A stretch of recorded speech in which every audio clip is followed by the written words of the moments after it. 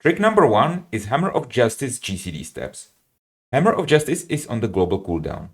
Therefore, when using it to get a heal off, you should do so-called GCD steps. That means that you spend the duration of the global cooldown walking away from the mob to gain some distance, instead of just standing there doing nothing. In these clips, I show that without the GCD steps, you can get 2 Holy Lights out during a Hammer of Justice. However, with the GCD steps, you can get 2 Holy Lights and a Flash of Light. Trick number 2 is Ghetto Bubble Hearthstone.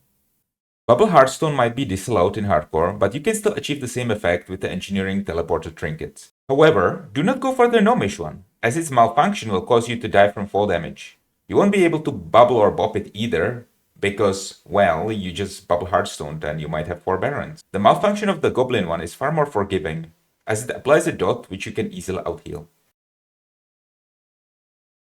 Trick number 3 is Keybinding Concentration Aura. Concentration Aura is often underestimated. It stacks with the Spiritual Focus talent, making you immune to push back while casting. Every paladin should prioritize the Spiritual Focus talent while leveling in hardcore, by the way, regardless of your intended role.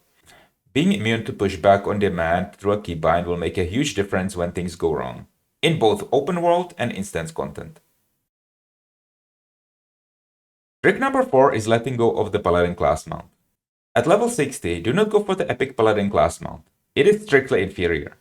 Firstly, it is on the global cooldown, so you cannot use it right after you casted a spell, which is not the case with the regular mounts. Secondly, it not only costs mana, but since it is a spell, it prevents mana from regenerating for the next 5 seconds.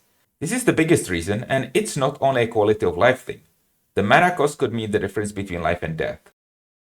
At level 40, of course, you go for the free class mount. Trick number 5 is to never pick the Unyielding Faith talent for dungeons and raids.